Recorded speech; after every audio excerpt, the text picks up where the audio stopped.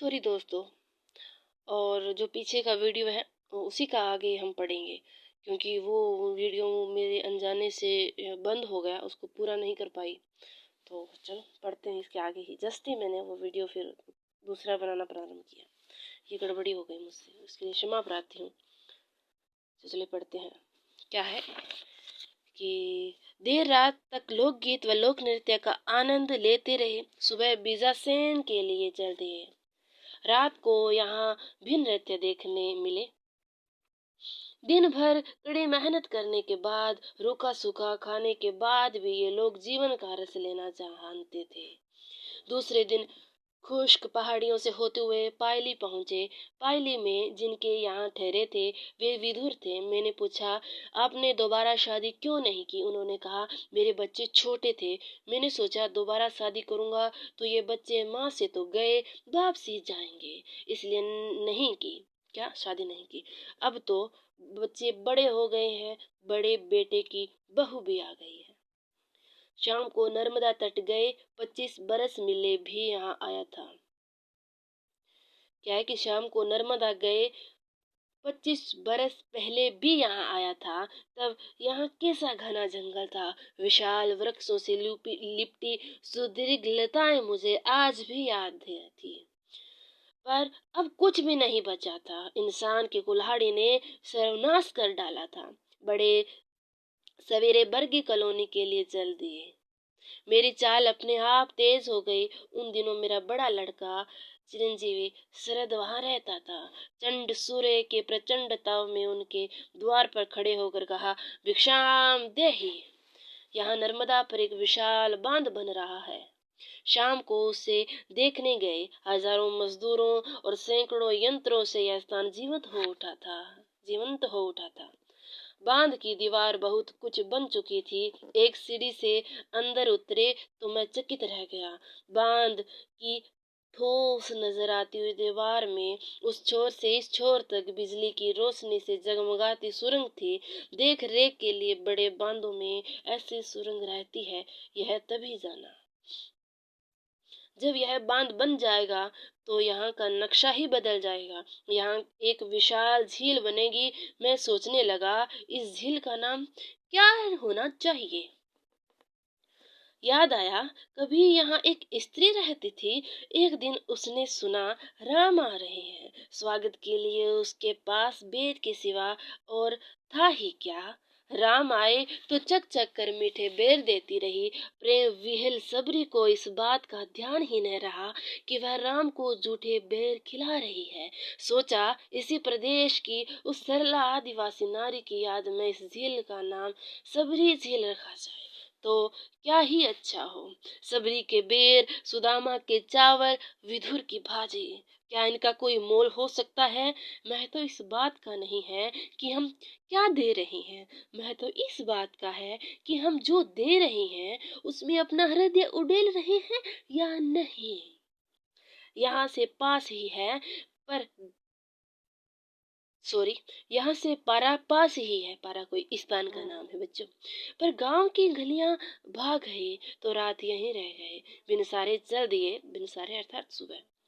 आगे टेमर संगम पड़ा। टेमर किस ठसे के साथ नर्मदा से मिल रही थी। अच्छा, कोई नदी का नाम है टेमर। क्या है, नर्मदा में मिल रही थी। इस सूखे में भी उसमें पानी था। संगम में देर तक स्नान करते रहे। तभी आकाश में बादल घिर आए, बूंदा बांदी होने लगी। मैं बहुत खुश हुआ। सोचा, आज त्रिवेणी स्नान हुआ। दो धाराएं पहले से थी, तीसरी ऊपर से आ मिली। जब से बर्गी कॉलोनी से चले हैं तब से एक नया दृश्य बराबर देखने को मिल रहा है। बारूद से चट्टानें तोड़ी जा रही है, बड़ी बड़ी नहरें खोदी जा रही है। बांध के बन जाने पर ये नहरें खुशहाली की सौगात लाएगी। सारा इलाका धन धान्य से लहला उठेगा। लेकिन प्रकंपा वासियों का क्या होगा? क्या कहते हैं लेखक? कहते हैं, लेकिन प्रकंपा वासियों का क्या होगा?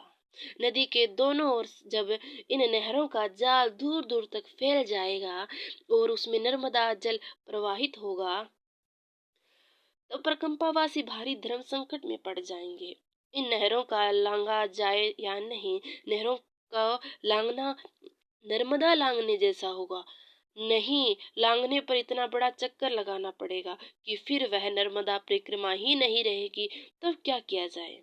मेरा विचार है कि जब नर्मदा का स्वरूप बदलेगा तो नर्मदा परिक्रमा के नियमों का स्वरूप भी बदलेगा। नहर नदी की दूसरी पीढ़ी हुई, छोटी नहरें तीसरी पीढ़ी। प्रकंपा वासियों का दायित्व नदी के प्रति है, उसकी तीसरी पीढ़ी के प्रति नहीं। इसलिए उन नहरों को लांघने में कोई दोष नहीं है। रात खमरिया में रहे, यहाँ से सड़क मिल गई। दोपहर को ग्वारी घाट जबलपुर में आए।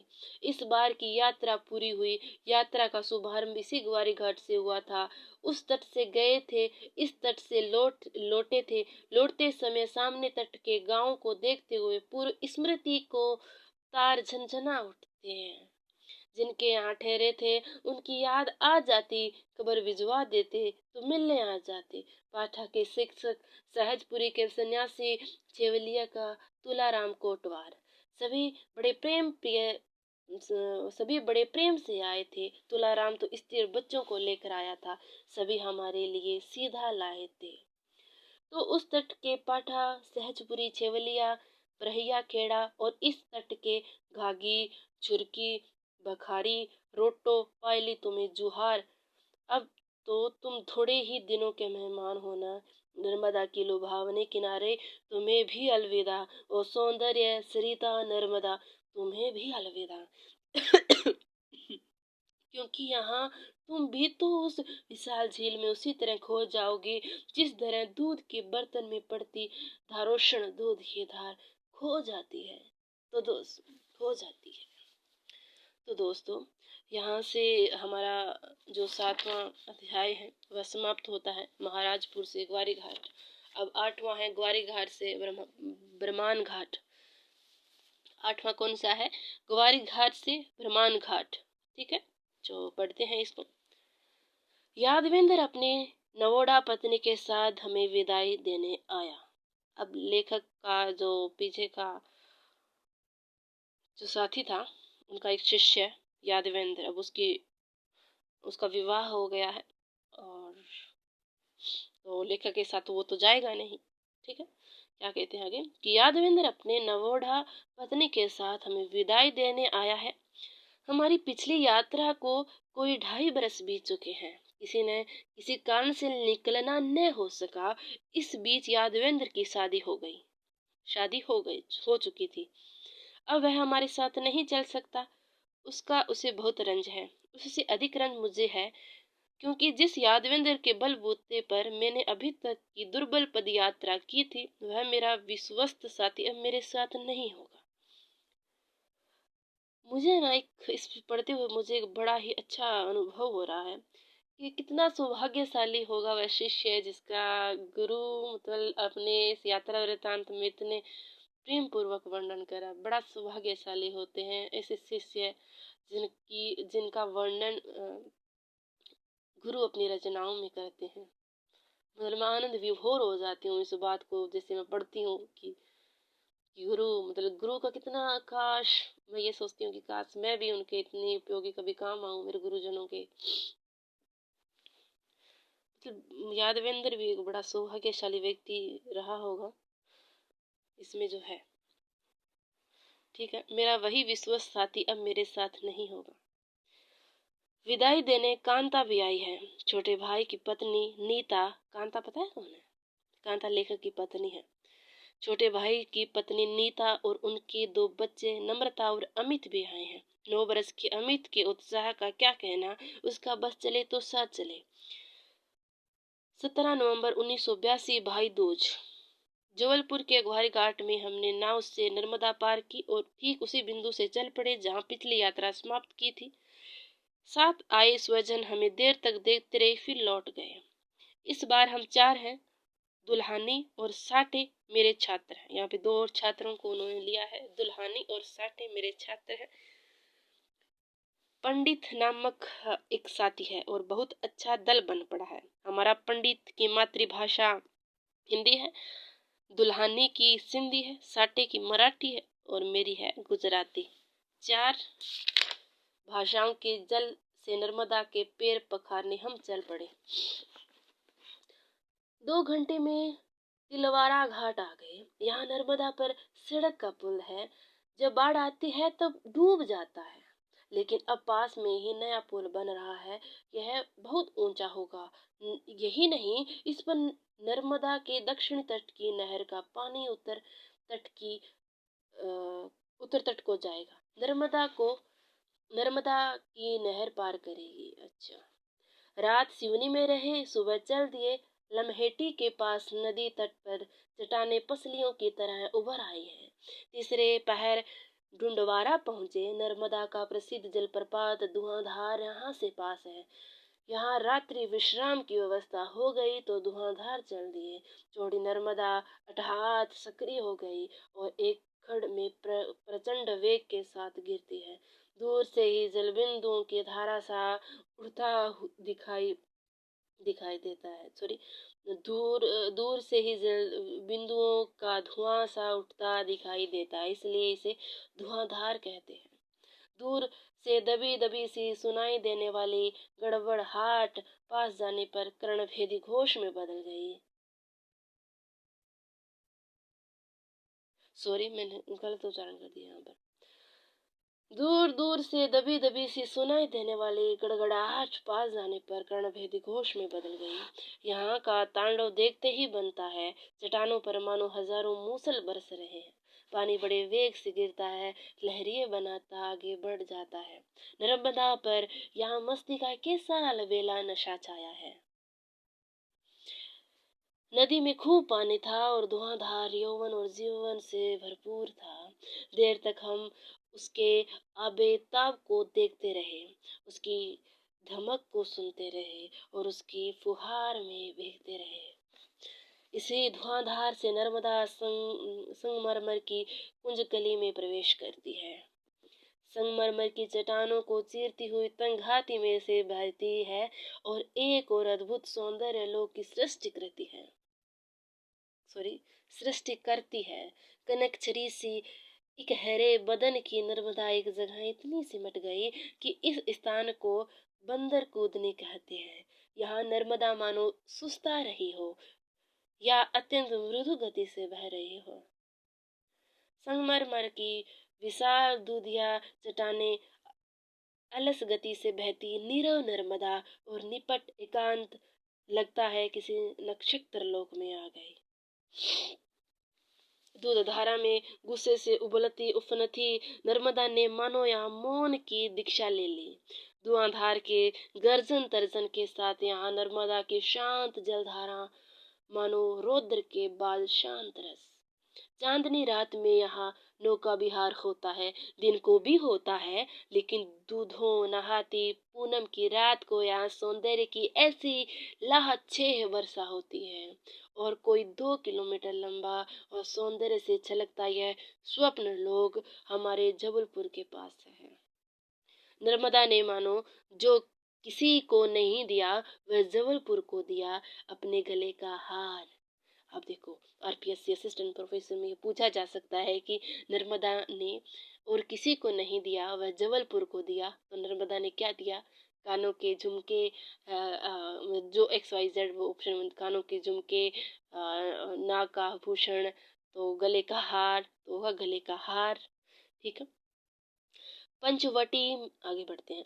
पंचवटी में यह सौंदर्य लोक समाप्त हो जाता है। यहाँ चट्टानें खत्म, नर्मदा मिट्टी सॉरी यहाँ चट्टानें खत्म, नर्मदा मिट्टी या रेत में से ही बहती है।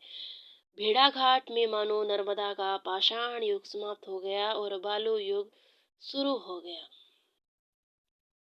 मजे की बात यह है कि संगमरमर के जिस भूखंड में से नर्मदा बहती है उसकी चौड़ाई मुश्किल से आधा किलोमीटर है। अब नर्मदा यदि थोड़ा दाएं या बाएं से निकल जाती तो कहाँ होता यह सौंदर्य लोक। क्या कहा है कि अब नर्मदा यदि थोड़ा दाएं या थोड़ा बाएं से निकल जाती तो कहाँ होता यह सौंदर्य लोक। नर्मदा पहले ऐसा ही करती थी, धुआंधार से उत्तर की ओर मुड़ जाती है थी और 64 योगिनी मंदिर वाली टेकरी का लपेटा लगाती आगे बढ़ती थी। उसका सूखा चौड़ा पाट आज भी मौजूद है। तब कहाँ था यह सौंदर्य लोक और कहाँ था यह दिव्य लोक? मुझे यह समझ में नहीं आया, मैं दोबारा पढ़ूंगी। नर्मदा पहले ऐसा ही करती थी। क्या नर्मदा पहले ऐसा ही करती थी? धुआंधार से उत्तर की ओर मुड़ जाती थी और 64 योगिनी मंदिर वाली टेकरी का लपेटा लगाती आगे बढ़ती थी। उसका सूखा चौड़ा पाट आज भी मौजूद है। तब कहाँ था यह सौंदर्य लोक और कहाँ था यह दिव्य लोक? लेकिन नर्मदा उन चट्टानों को शिल्पी की ललक भरी निगाह से देखती जरूर रही होगी और एक दिन उसने शुरू कर दिया उन्हें काटना, छाटना, तराशना। इसमें उसे लाखों वर्ष लग गए, क्योंकि चट्टानें फौलाद की थी और यह काम वह केवल बरसात में ही कर सकती थी। आखिर उसने अभेद्य संगमरमर को भेद कर अपनी राह बना ली और धरती पर स्वर्ग उतार कर रख दिया। इसलिए मैं कहता हूँ कि यह सौंदर्य लोक प्रकृति की देन नहीं है। प्रकृति की दिया रूखा चौड़ा पाठ आज भी देखा जा सकता है। यह तो नर्मदा के अनन्य सौंदर्य बोध और उसकी सुदीर्घ तपस्या का सुफल है। यह है उसके चित्त के उच्छल आनंद की मनोभावन उपलब्धि है। डुंडवारा से चले थे तो सुबह तड़के, क्या है, कोई स्थान नाम है डुंडवारा, डुंडवारा से चले थे तो सुबह तड़के, लेकिन नर्मदा के साथ साथ रमते विलमते चल रहे थे, इसलिए दोपहर तक विशेष चलना नहीं हुआ। चलना तीसरे पहर ही हुआ। रात बगरई में रहे। यह मूर्तिकारों का गांव है। भेड़ा घाट में संगमरमर की जो मूर्तियां आती है वे यहीं से आती है। कुछ एक मूर्तिकार की मूर्तियां तराशते देखा। उनकी आधी अधूरी मूर्तियां ज्यादा सुंदर लग रही थी। सौंदर्य सादगी और सरलता में विरासता है। क्या कहते हैं लेखक कि सौंदर्य सादगी और सरलता में विरासता है, बहुत अधिक कारीगरी से कलाकृति दम तोड़ देती है। देखो यहाँ पर एक दो बातें यहाँ पे मैच हो रही है। पीछे एक औरत अपने मुंह पर जो पाउडर लेप रही थी, तो लेखक कहते हैं कि इस पाउडर लेपने से पहले तो उसकी जो सुंदरता थी वो दिख रही थी, लेकिन अधिक सौंदर्य की उपासना मतलब असुंदरता की देहरी पर ला देती है। वही बात ये कहा यहाँ पर ये मिलती सी है कि सौंदर्य सादगी और सरलता में विरासता है, बहुत अधिक कारीगरी से कलाकृति दम तोड़ देती है। सही बात है। आगे बढ़ते हैं। इसके बाद की रात धरती कछार में रहे। धरती कछार है वहाँ की, मतलब कोई गांव वगैरह होगा। जिस ग्रामीण के बरामदे में रहे उसके घर की दीवार पर मृदंग टंगा था। मैंने कहा जान पड़ता है यहाँ भजन कीर्तन होता है। उसने कहा कल ही हुआ था, आज भी होगा। रात को बहुत से ग्रामीण जुटे। एक ने एक तारे पर बड़े अच्छे भजन सुनाए, दूसरे उसका साथ दे रहे थे। मैंने उनके स्केच उतारे और तारीफ की। तारीफ कुछ ज्यादा ही हो गई। अब वे उठने का नाम नहीं ले रहे थे। इधर नींद के मारे हमारा बुरा हाल था, बड़ी मुश्किल से सोने को मिला। यहाँ से चले तो दोपहर को भीकमपुर पड़ा। भीकमपुर कोई गांव है, वहां पर पड़ा, मतलब बीच में आया। एक जगह सुस्ताने बैठे तो कुछ ग्रामीण इकट्ठे हो गए। इनमें गांव का कोटवार भी था। मैंने हमारे बारे में संक्षेप में बताया और कहा कि हम एक साथ अखंड परिक्रमा नहीं कर सकते, इसलिए थोड़ी थोड़ी करके खंड परिक्रमा कर रहे हैं।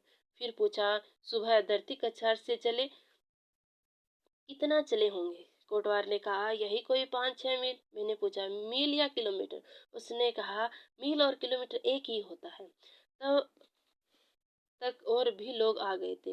वह उन्हें हमारे बारे में बताने लगा। कहने लगा ये नर्मदा की अखंड परिक्रमा कर रहे हैं। मैंने घबरा कर कहा अखंड नहीं खंड। उसने तपाक से कहा खंड अखंड एक ही बात है।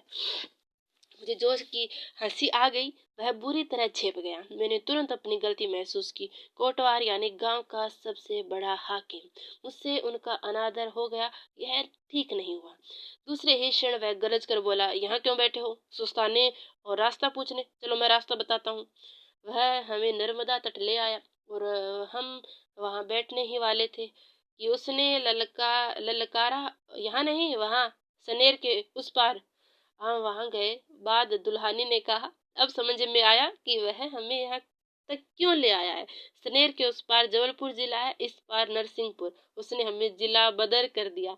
अपराध के साथ ही दंड। काश हमारा दंड विधान इतना त्वरित होता। ठीक है, आगे बढ़ते हैं। झांसी घाट के पास ही दो प्रकंपावासी मिले। माँ और बेटे थे। माँ बेटे का प्रकंपा करते पहली बार देखा। रात हम बेलखेड़ी में रहे। वे आगे निकल गए। माँ बेटे खूब चलते हैं। सुबह गांव में स्त्रियों को दही बिलोते देखा। नरसिंहपुर दूध का जिला है। अब यह दृश्य हमें रोज दिखाई देगा। दोपहर को झलोना घाट में विश्राम के लिए रुके। पास ही नर्मदा की रेत में 20-22 ग्रामीणों का दल था। साथ में बाजे गाजे भी थे। पता चला कि एक वृद्ध यहाँ से प्रकंपा उठा रहे हैं। ये उन्हें विदा करने आए हैं। रात को ही आ गए थे। यहीं खुले में सोए थे। सुबह वृद्ध का मुंडन हुआ और कढ़ाई हुई। प्रसाद बंटा और अब जाने की घड़ी आ गई। बाजे बजने लगे। एक एक करके सभी स्त्रियां नाची। अंत में वृद्ध भी नाचे। फिर बारी बारी से सभी उनके पांव पकड़ने और रोने लगे। लेकिन वृद्ध सभी से कहते, नहीं रो, नहीं, मुझे हंसी हंसी हंसी खुशी से विदा करो। मैंने कहा, आज तो हम अभी चले आ रहे हैं, लेकिन कल आपको मिला लेंगे। मैं जमुनिया में रुकूंगा। आपके आने पर ही चलूंगा। फिर चल पड़े। एक स्त्री ने रोते हुए कहा, आप उनका ध्यान रखना, वे मेरे चाचा हैं। जब सब चले गए तो गांव के एक लड़के ने कहा, आप उनके साथ न जाना। क्यों? वे चमार हैं, मांस मगरा खाते हैं। रात मुहार के मंदिर चौतरे पर काटी। काफी ठंड थी। सवेरे चल दिए। थोड़ी देर में जमुनिया आ गया। वृद्ध के बारे में पूछा तो गांव वालों ने कहा कि वे चमार मोहल्ले में मिलेंगे। वहां गए। उनके दामाद का घर था, साफ सुथरा, लीपा पोता। वृद्ध नर्मदा नहाने गए थे। अधेड़ उम्र के दामाद हमसे कहने लगे, मुझे भी लालच हो आया है, मेरा मन भी जाने को कर रहा है। बहुत अच्छा, ससुर दामाद का साथ रहेगा। लेकिन बड़े भैया कहते हैं कि ऐसे चुपचाप नहीं जाते, सभी रिश्तेदारों को खबर करेंगे, सबसे मिल कर जाना। तब कल या परसों निकलिए। पंचांग दिखाते हुए उन्होंने कहा, देखिए, कल से पंचांग शुरू हो जाएगा। पूर्णमासी तक निकलना नहीं होगा। तब तक वृद्ध नहा कर आ जाएंगे। हमें देखकर खुश हुए। अच्छा, तब तक वृद्ध नहाकर आ गए। हमें देखकर खुश हुए। मैं इनसे कहता हूँ कि मुझे मत रोको, लेकिन ये मेरी सुनते नहीं। आखिर यह तय हुआ कि दोनों पूर्णमासी के बाद निकलेंगे। गांव के और 2-1 लोग साथ चलेंगे। तभी मुझे याद आया, ये चमार है। भिक्षा हम मांगते नहीं, पर यहाँ जरूर मांगेंगे। बरामदे में एक स्त्री दही बिलो रही थी। भिक्षा में हमने मट्ठा मांगा। घर के लोग को आश्चर्य हुआ, बेहद खुश भी हुए। हमने देर न हो इसलिए 2 स्त्री मिलकर बिलोने लगी। रस्सी का एक छोर एक के हाथ में, दूसरा छोर दूसरी के हाथ में। इस रस्साकसी को हम बड़े चाव से देखते रहे। मट्ठा पीकर आगे बढ़े। थोड़ी देर में ब्रह्मकुंड आ गया। नर्मदा के मोड़ पर और खूब ऊंचे कंगार पर है यह। नर्मदा यहाँ से कितनी सुडौल दिखाई दे रही है, मानो अभी तक वह दुबली पतली मुस्कुराती लड़की थी, अब सुडौल बदन वाली युवती हो गई। धूप से नहाई नर्मदा को शुभ्र रेतीले पाट का परिधान खूब फल रहा था। गोरी रेत के पास नीली जलधारा हृदय माधुर्य से भर गया। मतलब ये सब कैसा देखा कि गोरी रेत के पास नीली जलधारा हृदय माधुर्य रेत से भर गया। हमारी पगडंडी नर्मदा में से ही है। जब रेत में से जाती है तब पैरों के नीचे रेत चुरमुराती है और भी चाल धीमी हो जाती है। जब क्या कहा कि हमारी पगडंडी नर्मदा में से ही है। जब रेत में से जाती तब पैरों के नीचे रेत चुरमुराती और चाल धीमी हो जाती। जब कछार में लगे गेहूं चने के पौधों में से जाती है तो लगता है किसी बगिया से जा रहे हैं। नदी तट की पगडंडी बनती बिगड़ती रहती है। जो ही पानी नीचे उतरा उसे नई मिट्टी में फसल बो दी जाती और पगडंडी नीचे खिसक आती है। पगडंडी लोकगीत की तरह होती है। क्या कहते हैं लेखक कि पगडंडी लोकगीत की तरह होती है, उसे बनाने वाला अज्ञात होता है, कोई एक इसे बनाता भी नहीं है, यह समूह का सृजन है। वाह, पगडंडी को परिभाषित देखो किस प्रकार से किया है। पगडंडी लोकगीत की तरह होती है, उसे बनाने वाला अज्ञात होता है, कोई एक उसे बनाता भी है, यह समूह का सृजन है। मतलब कोई एक उसे नहीं बनाता, यह समूह का सृजन है। रात संकल में रहे पास के घर के ग्रामीण ने हमें कंडे दिए और कंडे देकर मैंने कहा, पंडित आज गाकड़ बनाओ। लेकिन पंडित को गाकड़ बनाना नहीं आता। तब वह ग्रामीण विस्तार से बताने लगा कि गाकड़ कैसे बनाए जाते हैं। थोड़ी देर तक उसकी पत्नी यह सुनती रही, फिर बोली, तुम बना क्यों नहीं देते? अज्ञात आज्ञाकारी पति ने तुरंत कंडे सुलगाए। जब वे पूरी तरह जल चुके थे उसके अंगार में उलट पुलट कर गाकड़ सेकता हुआ बोला, सिक जाने पर ये फूल जाएंगे और फट जाएंगे, घी होगा तो खाने में और भी मजा आएगा। गाकड़ मतलब आटे को वो लोई बनाकर उसके अंदर डाल दिया जाता है आग के अंदर और फिर वो सिक जाते हैं। हमारे इधर राजस्थान के अंदर उसे दाल बाटी चूरमा कहा जाता है, फेमस है राजस्थान का।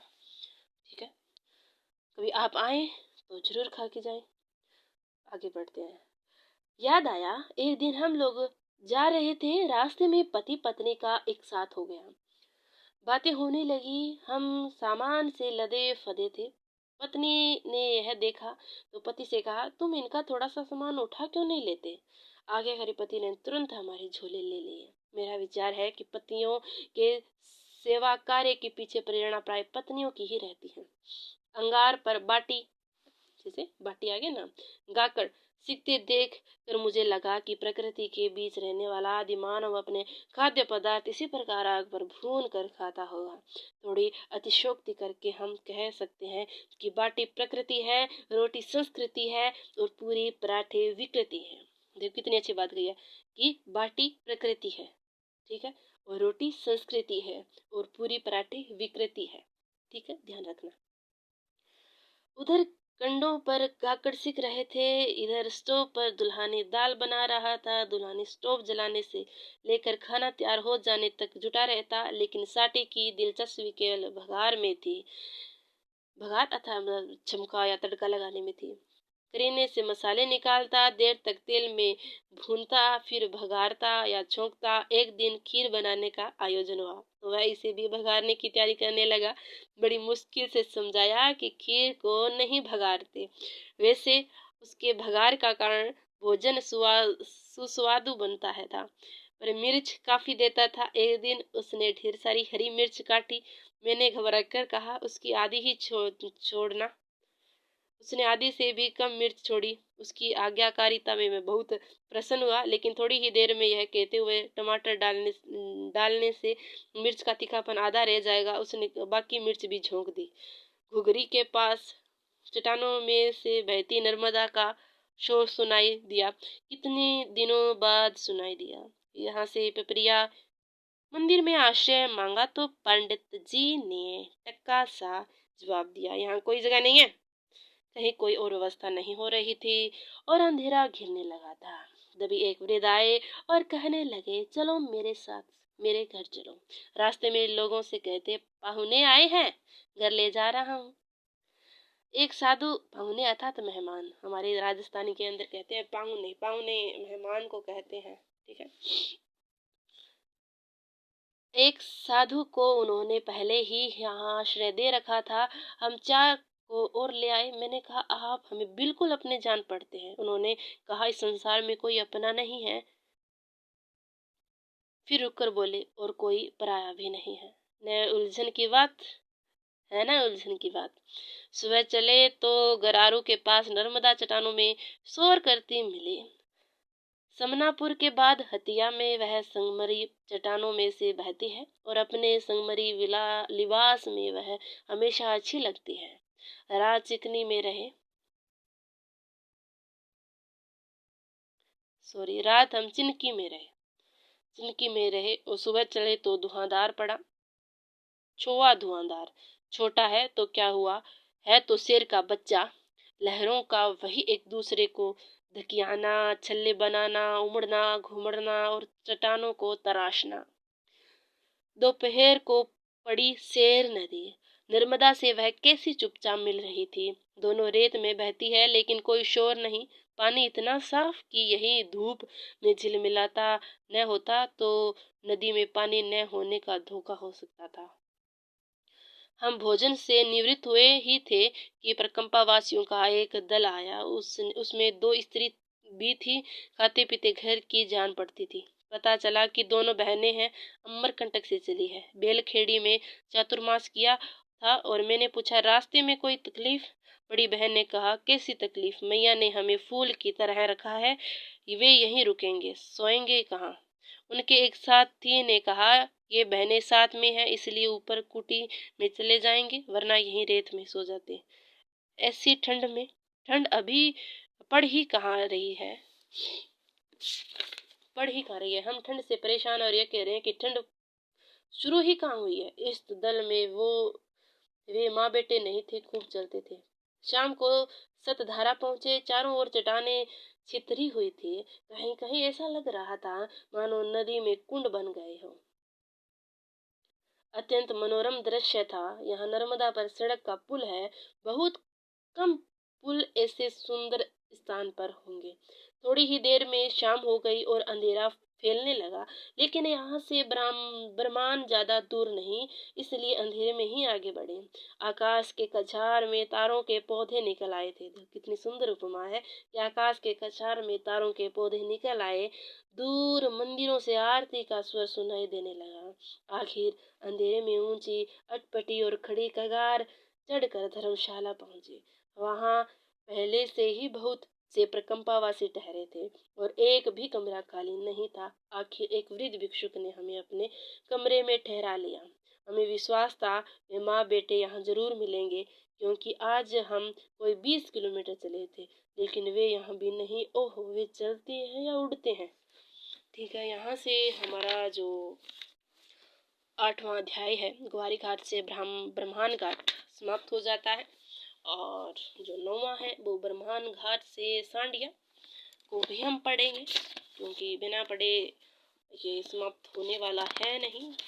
ठीक है, क्योंकि इसको समाप्त करना है, फिर हमें पढ़ना है गोदान। उसके बाद जितने भी आरपीएससी असिस्टेंट प्रोफेसर की सिलेबस में रचनाएं लगी है, चाहे गद्य की हो पद्य की हो, ठीक है, वो पढ़नी है। क्योंकि जो ये वीडियो रिकॉर्डिंग है, ये भाई मैं बता देती हूँ, कहीं ना कहीं ये मेरे स्वार्थ के लिए है, क्योंकि अब तो मैं पूरे इसे रूटीन के साथ इसे पढ़ रही हूँ। अगर मैं अकेले एकांत में बैठकर पढ़ती तो शायद मेरा दिमाग मतलब कोई चीज़ें याद आ जाती है तो हम उसके बारे में सोचने लग जाते हैं और सोचने में 15 मिनट 10 मिनट ऐसे चले जाते हैं। लेकिन अब जैसे मुझे पता है कि वीडियो चल रहा है, मैं अगर रुकी तो ये भी रुक जाएगा। ठीक है, तो इसका मेरा पॉजिटिव कुछ मुझे फ़ायदा होगा। ठीक है, तो फिर एक फ़ायदा ये भी है कि मैं कभी भी मुझे ऐसा हो कि मुझे पढ़ने का मन नहीं है और उसका रिवीजन वगैरह कुछ करना है, तो मैं इसका जो हाई स्पीड करके मैं इसे सुन सकती हूँ, मेरा रिवीजन हो जाएगा। ठीक है, चलिए पढ़ते हैं इसको। ब्रह्मांड घाट से टाइम मैं देख लूँ एक बार, 12:35 हुए हैं और कोई अतिशोक्ति नहीं होगी अगर मैं इसको 1:30 तक पढ़ूँ तो। 1:30 तक लगातार पढ़ना है, चाहे 10-11 कितने भी पढ़े। 30 ना तो 1 तक तो पढ़ ही लेते हैं, 1 तक पढ़ लेंगे। ठीक है, चलो पढ़ते हैं। ब्रह्मांड घाट से सांडिया।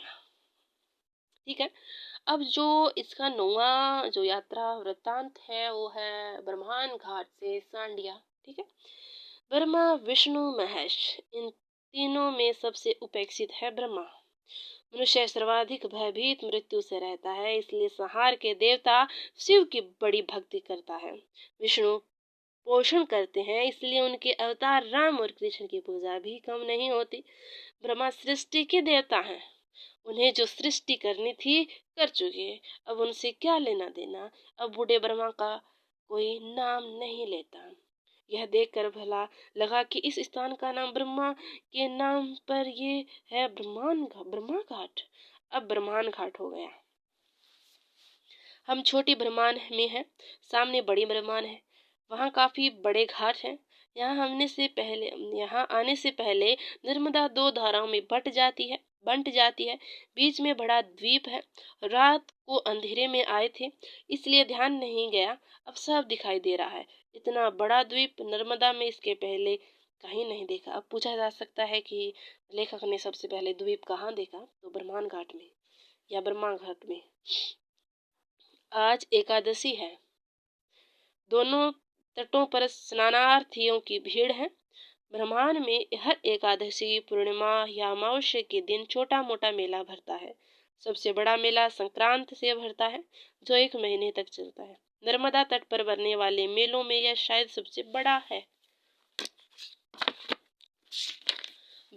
तीसरे पहर चल दिए। एक ग्रामीण का साथ हो गया। नर्मदा की खड़ी कगार पर पगडंडी सक्रिय हो गई, सक्रिय और फिसलन भरी। जरा झुके और गए। मैंने कहा, यह तो बड़ी खतरनाक है। एक बार एक बाबा यहाँ लुढ़क गया था, सीधे पानी में गिरा, फिर उसे तैरना आता था, निकल आया। सामान बह गया, लोगों ने दूसरा सामान दिला दिया। दूसरे दिन ही आगे बढ़ गए, रुका नहीं। थोड़ी देर में बरिया आ गया, रहने की अच्छी व्यवस्था हो गई थी, यहीं रुक गए। ठंड अचानक बढ़ गई, देर तक अलाव के पास ही बैठे रहे। कंडे देखकर पंडित ने गाकड़ बनाए, अब वह बढ़िया गाकड़ बनाने लगा है। बिन सारा अर्थात सुबह होते ही चल दिए। रास्ते में एक किसान के घर ताजे टमाटर थे, तो हमने टमाटर खरीदे। उसकी स्त्री भैंस लगा रही थी, तो दूध भी खरीदा। अच्छा, भैंस का दूध निकाल रही होगी, और वहीं पी गए। अभी अभी जो दूध भैंस के पेट में था, वह हमारे पेट में। मनुष्य की एक परिभाषा यह भी हो सकती है कि जो दूसरों के पेट की चीज को निकाल कर अपने पेट का पिटारी में ठूसने में माहिर हो, उसे मनुष्य कहते हैं। किसानों से हमने पूछा, आगे तुम्हारे किसी रिश्तेदार को कोई समाचार देना हो तो कहो। उसने कहा, ढाना में मेरे समधी रहते हैं, नाम है धन्नू। गांव में जाते ही घर पड़ेगा। अमरूद और नींबू के बहुत से पेड़ लगे हैं, उन्हें हमारे कुशल मंगल कहना। तीसरे पहर ढाना पहुंचे, धन्नू के घर गए तो 90 वर्ष के वृद्ध से भेंट हुई। वे धन्नू के पिता थे। उनके समधी के समाचार देकर कहा कि अगर आपके यहाँ जगह हो तो रात यहाँ रुके, नहीं तो आगे बढ़े। सुनते ही वृद्ध ने कहा, क्या कहा? जगह न हो तो आगे बढ़े? राम राम, यह क्या कहा? घर में भला जगह न होगी, ऐसा कहीं हो सकता है? फिर तुम तो हमारे समधी का नाम लेते हुए आए हो, अब तो समधी बाद में तुम पहले। बहू आंगन में बुहारो, दरी बिछाओ, ठंडा जल पिलाओ, और पाहुने आए हैं। कितनी मतलब सचमुच ये जो यात्रा वृतांत है, रसमगन करने वाला है भाईचारे का। देखो कितनी अच्छी बात कही है, पाहुने आए हैं। पाहुने शब्द एक बड़ा ही क्या कहें कि रिस्पेक्टेड पद है, ठीक है। पाहुने आए हैं, ठीक है। आगे बढ़ते हैं।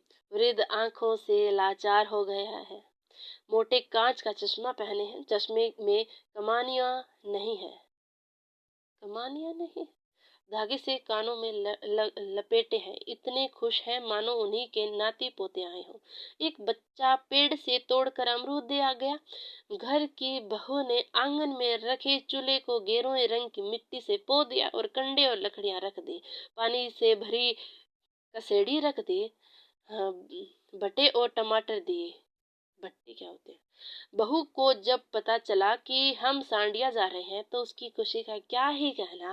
उसका मायका जो है। मैंने पूछा, जिस मिट्टी से तुमने चूल्हा पोता है वह कहाँ से आती है? उसने घूंघट में से ही कहा, यही मिल जाती है, खोद कर ले आते हैं। आप सांडिया जाओगे तो माँ के लिए दूंगी, आप ले जाना, वहां नहीं मिलती।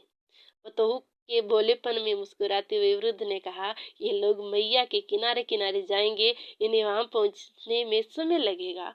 फिर ये सामान से वैसे ही लदे हैं, मिट्टी कैसे ले जाएंगे? खेत में आते जाते धनु को अंधेरा हो गया, मतलब आते आते धनु को अंधेरा हो गया। साथ में उसका जवान बेटा भी था। रात को अंगीठी के पास की जगह दे दी तो अच्छी नींद आई। सुबह वृद्ध इस बात का बराबर रंज करते रहे कि हमने उनके घर का आटा चावल नहीं लिया और अपने ही राशन से भोजन बनाया। चलने लगे तो अपनी करीब करीब अंधी आंखों से हमारी ओर स्नेह से देखते रहे। उनके चरणों में माथा टेक कर ही हम आगे बढ़े। यहाँ से रास्ता खेतों में से था। दूर दूर तक फैले खेत बड़े ही प्यारे मालूम होते थे। कुछ इतने शांत, इतने मधुर थे। वे ओस से भीगे अरहर के खेतों की कोमल सुमिष्ट सुगंध हमें पुलकित कर रही थी। खेतों में सियारी सियारी फसल थी जो अभी भी कई खेतों में खड़ी थी। गेहूं और चने की उनियारी फसल धरती में से सिर निकाल रही थी। देखो, जो अरहर की फसल होती है वो सियारी फसल होती है और उनियारी फसल गेहूं और चने की होती है। ठीक है, आगे क्या है? छोटे छोटे पौधों की समानांतर पंक्तियों के कारण ये खेत किसी विशाल दस्तावेज की तरह जान पड़ते थे। धरती ने मानो मनुष्य के नाम हरी स्याही से लिख दिया कि तुम्हारा तुम्हारा दिया 4 महीने में 24 गुना करके लौटा दूंगी। दूसरों के प्रति इतनी उदार कोई माँ नहीं। रास्ते में हम आम के नीचे सुस्ताने बैठे तो साटे का ध्यान पेड़ पर लगे गुब्बारों जैसे आकार पर गया। ध्यान से देखने पर पता चला कि वे लाल चिंटों के घर थे। पेड़ के पत्तों और टहनियों को इनमें चिन्ह लिया गया और मोम जैसे किसी पदार्थ से जोड़ दिया गया था। क्या मजाल की पानी की एक बूंद भी अंदर जाए। उत्सुकतावश एक गुब्बारे में एक छोटा सा चिंटा छेद किए तो अंदर छोटे छोटे कई खंड नजर आए। उनमें कोई मंडप होगा, कोई महामंडप, तो कोई गर्भगृह, शायद रंगशाला भी हो। तभी कुछ चिंटे इकट्ठे हो गए, देख दाग कर चले गए और दूसरे चिंटों को बुला लाए। ये शायद उनके मिस्त्री थे। छेद करने के कारण जो परत लटक गई थी उसे उन्होंने भीतर से खींचा और देखते ही देखते उसे सफाई से जोड़ दिया कि पता तक न चले। अच्छा, मतलब जोड़ दिया, कुछ चिंटे आए और उसे जोड़ दिया सफाई से। ठीक है, आगे क्या करें? यह पहले ही उनकी पर्णकुटी हो, पर चिंटों के हिसाब से बहुत बड़ी और भवन निर्माण कला का अद्भुत नमूना थी। भटेरा का मंदिर नर्मदा तट पर है। वहां कमरा मिल गया तो निश्चिंत हो गए। यहाँ नर्मदा में बड़ी नाव चल रही थी। नाव से बैलगाड़ियां पार हो रही थी। बैलगाड़ियां आधी नाव में और आधी नदी में रहती थी। अच्छा, बीच में अनाज के बोरे और सवारियां, कोने में बैल और एक मल्लाह केवल एक बांस के सहारे पूरे काफिले को एक पार से दूसरे पार कर देता। मंदिर के पुजारी के परिवार में कोई नहीं। सामने तट के गांव से उनके भाई की बच्ची नाव से आती है और खाना बना जाती है। बातें होने लगी तो उन्होंने एक इस संस्मरण सुनाया। क्या की बातें होने लगी तो उन्होंने एक संस्मरण सुनाया। कोई 10 बरस पहले की बात है। इसी कमरे में एक प्रकंपावासी बाबा ठहरा था। एक दिन उसे तेज बुखार आया और उसका कोई इलाज हो सके इसके पहले ही मर गया। उस दिन होली थी और फाल्गुन की पूर्णमासी। यह अच्छा मेला भरा था। मेले में खबर फैल गई कि बाबा मर गया। देखते देखते मेला उजड़ गया। अकेला मैं रह गया। कोटवार थाने में रिपोर्ट लिखवाने गाडरवारा गया। गा, गाडरवारा को स्थान का नाम है बच्चों। यह मौत का सन्नाटा। रात को अकेले सोने की हिम्मत नहीं हुई तो गांव चला गया। दूसरे दिन दोपहर को कोटवार आया, पंचनामा हुआ और कोई 24 घंटे बाद दाह संस्कार हुआ। उसके झोले में उसका पता था। घर वालों को खबर भिजवाई। वे रोते कल्पते चले गए। दूर, घर से दूर, अपरिचितों के बीच मरना कैसा लगता होगा। मरना सुखद तो नहीं, फिर भी अपने घर में कुटुंबियों के बीच मरना सुखद होता है। नई जगह में, यहाँ तक कि अच्छे से अच्छा अस्पताल भी कोई मरना नहीं चाहता। जन्म चाहे अस्पताल में हो, मृत्यु लेकिन घर में हो। सुबह उठे तो मंदिर का आंगन स्त्री, बच्चे और पुरुषों से भर गया था। कई खुले में रजाई ओढ़े सो रहे थे, कुछ आग ताप रहे थे, किनारे बैलगाड़ियां खड़ी थी और बैल पगुरा रहे थे। रातों रात यह क्या हो गया?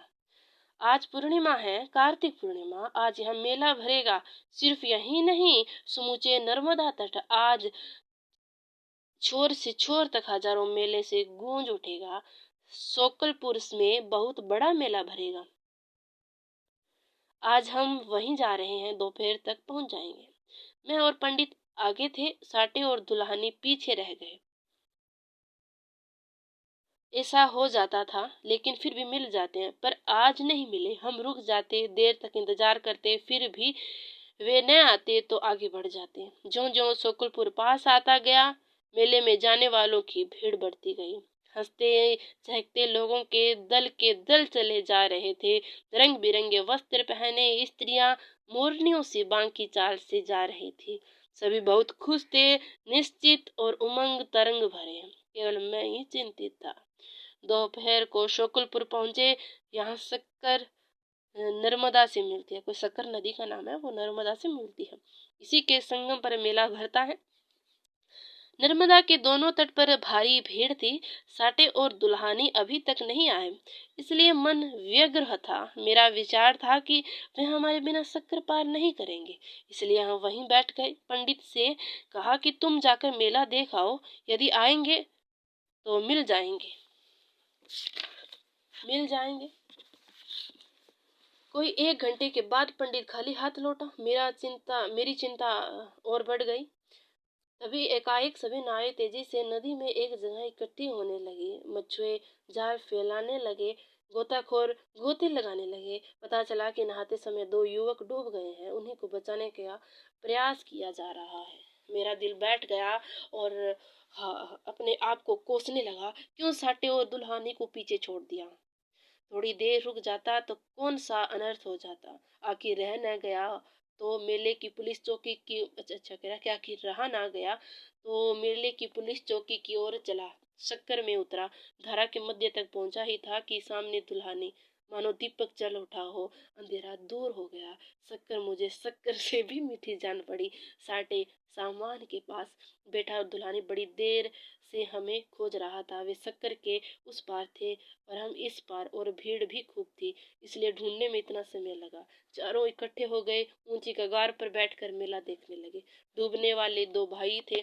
इस बीच गोताखोरों ने छोटे भाई को बचा लिया, लेकिन बड़े भाई का सब ही निकला। उसके परिवार की स्त्रियों का क्रंदन देखा नहीं जाता था। रात संस्कृत पाठशाला में रहे। वहीं पूरी बात का पता चला। पास के गांव का एक परिवार मेले में आया था। इस तट पर नदी एकदम गहरी है। तैरना कोई जानता न था, इसलिए उस पार गए। वहां रेत है, नदी भी गहरी है। वह गहरी नहीं है। वहां रेत है, नदी भी गहरी नहीं। वही 2 भाई नहा रहे थे। इतने में छोटे भाई का पैर चोर रेता में धंसने लगा। ज्यों ज्यों वह निकलाता त्यों त्यों अधिक धंसता। वह चिल्लाया तो बड़ा भाई बचाने दौड़ा, इसी में डूब गया। विदिशा के इंजीनियरिंग कॉलेज के 3य वर्ष का छात्र था। देखो, उस समय पढ़ने वाला बच्चा था। मौत की घड़ी कभी कभी रात के चोर की तरह आती है और पलक झपकते अपने शिकार को ले जाती है। आज आज तक हम रेत की सुरक्षित समझते थे, पर आज पता चला कि रेत में भी एक चोर रेत होती है, जो अंदर से पोली होती है और प्राणलेवा हो सकती है। आगे क्या है, यहाँ से चले तो मन उदास था। सच्ची जो इसका नाम है, जो गांव का शोकलपुर, नाम ऐसे शोक वाला है। जो शोक कर देखो, घटना भी शोकपूर्ण हो गई ना। आगे बढ़ते हैं। यहाँ से चले तो मन उदास था। पहले कभी इतने बोझिल मन से नहीं चले थे। दोपहर को घिरोटी पहुंचे। नर्मदा के किनारे एक पेड़ के नीचे खाना बनाना बैठे तो पानी की जरूरत पड़ी, लेकिन नदी की धारा उस तट पर थी और बीच में रेत का विस्तृत पाट जब भी हमें पानी की जरूरत होती तो नदी की धारा बराबर उस तट पर होती। दो स्त्रियां नहाकर लौट रही थी। मंदिर में चढ़ाने के लिए एक स्त्री लोटा भरकर जल ला रही थी। सोचा इस लोटे का जल मिल जाए तो दाल चढ़ा दी जाए। उस स्त्री से पानी मांगा तो उसने तुरंत दे दिया। थोड़ी देर के लिए बाद ही इसी तरह एक पुरुष निकला। मुझे उम्मीद थी कि वह भी हमें पानी देगा, लेकिन उसने दो टूक जवाब दिया, मुझे मंदिर में जल चढ़ाना है, और आगे बढ़ गया। बहन, उस दिन तूने भगवान को जल नहीं चढ़ाया, पर मेरे भीतर से कोई कहता है कि तेरा नागा नहीं हुआ है। पता नहीं क्या है, तेरा नागा नहीं हुआ। चल पढ़ते हैं आगे। नदी से एक बैलगाड़ी आती दिखी। उस पर पानी से भरा बड़ा ड्रम रखा था, साथ में कसेड़ी भी थी। गाड़ी वाले से कहा तो उसने पानी से भरकर कसेड़ी दे दी। हमारा काम बन गया। रात गांव के मंदिर में रहे। रात को सोते समय याद आया कि आज से दिसंबर शुरू हो गया है, अक्टूबर नवंबर में चल चुका हूँ। मन में साथ थी कि एक आध बार दिसंबर की ठंड में भी चलना हो। इस बार यह इच्छा अनायास पूरी हो गई। सुबह चल दिए। दोपहर का खाना दूधिया संगम के मंदिर में बना। नर्मदा की धारा उस तट पर है। नर्मदा के चौड़े रेतीले पाट को चीरती हुई दूधिया उस तट पर जाती है। संगम तभी होता है। पाट नर्मदा का प्रवाह, दूधिया का, नर्मदा का कोमल रेतीला पाट पाकर दूधी खूब पसर गई। अच्छा, दूधी कोई नदी है, दूधी खूब पसर गई। ठीक है। दूधी को पार करते, मैंने दूधिया दूधिया पढ़ रही हूँ, वो दूधी नाम है। ठीक है, कई बार हो जाता है, इसे लिखा कुछ होता है, उच्चारण कुछ होता है। दूधी को पार करते ही हम नरसिंहपुर जिले में होशंगाबाद जिले में आ गए। नरसिंहपुर जिले से होशंगाबाद जिले में आ गए। ठीक है, और आगे क्या है? नरसिंहपुर जिले में हम किस तरह एक ही धक्के में आ गए थे, यह सहज ही याद हो आया। रात खेराघाट की पाठशाला में रहे। बरामदे में सामान रखा। वहां एक नागा बाबा बैठा था। दूर एक औरत सिर झुकाए बैठी थी। वह थकी और परेशान लग रही थी, मानो लंबी बीमारी के बाद उठी हो। थोड़ी देर में उसने सिर ऊंचा किया तो यह तो वही माँ थी। हम माँ बेटे का प्राय भूल चुके थे। तभी माँ से मिलना हुआ। तुम्हारा बेटा कहाँ है? वह मुझे छोड़कर चला गया, कहकर सूखने लगे। बेहद ठंड थी। हम कमरे में भी ठीक से सो नहीं सके। वह बार बार नींद खुल जाती। उधर कमरे में नींद खुल जाती, बार बार नींद खुल जाती। एक बार नींद खुली तो नजर सिरजान पर गई। छप्पर में एक छेद था, उसी में से दिखाई दे रहा था। परसों पूर्णिमा थी, लेकिन ठंड के मारे चांदनी को भूल ही गया था। किंतु आज तो भक्त के घर भगवान आए हैं। मैं शर्मिंदा हुआ। क्षमा याचना के साथ उसी आसमानी जादूगर को निहारने लगा। पूर्णमासी जैसा ही पूर्ण कुंभ था, केवल ठंडी पर खरोच खा गया था। एक झलक दिखा कर वह खिसक गया तो मैंने भी मुंह ढक लिया।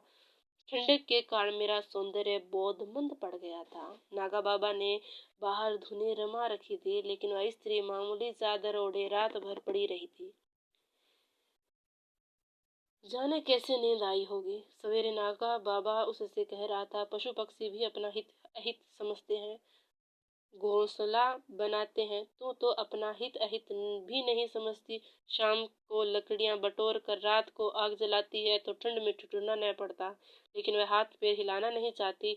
उसकी एक ही टेक थी, मेरा बेटा मुझे छोड़कर चला गया। रोज सुबह सबको जगाना पड़ता था। आज सभी अपने आप उठ बैठे। थोड़ी देर में सांडिया पहुंच जाएंगे। हमारी इस बार की यात्रा वहां समाप्त हो जाएगी। सभी को घर याद आ रहा था। सांडिया दिखाई देने लगा। नर्मदा की मुख्य धारा जो इस ओर थी उस तट की ओर जाने लगी, लेकिन एक छोटी सी धारा इसी तट पर रह गई। हम उसी के साथ आगे बढ़े। थोड़ी देर के बाद ध्यान में आया कि वह धारा जा नहीं रही है, आ रही है। मतलब यह कोई दूसरी नदी है। एक ही पाट में विरुद्ध दिशाओं में बहती दो नदियां की ऐसी आवाजाही तो देखी नहीं थी। नर्मदा की इस नन्ही सहेली का नाम है अंजनी। नन्ही सहेली क्या नाम है? अंजनी। नर्मदा से मिलने उस तट पर नहीं जाती, इसी तट पर बहती है और इसी तट पर मिलती है। यहीं पर बेटा मिल गया। हमने बताया कि तुम्हारी माँ तुम्हारे लिए रो रही है, तुम उसे छोड़कर चल आए। किसी बात पर दोनों में झगड़ा हो गया था। नाराज होकर वह माँ को छोड़कर चल दिया था, लेकिन अब वह उसका अपराध बोध हो जाएगा। वह माँ को लेने वापस जा रहा है। सांडिया में नर्मदा पर लकड़ी का कच्चा पुल बना रहा है।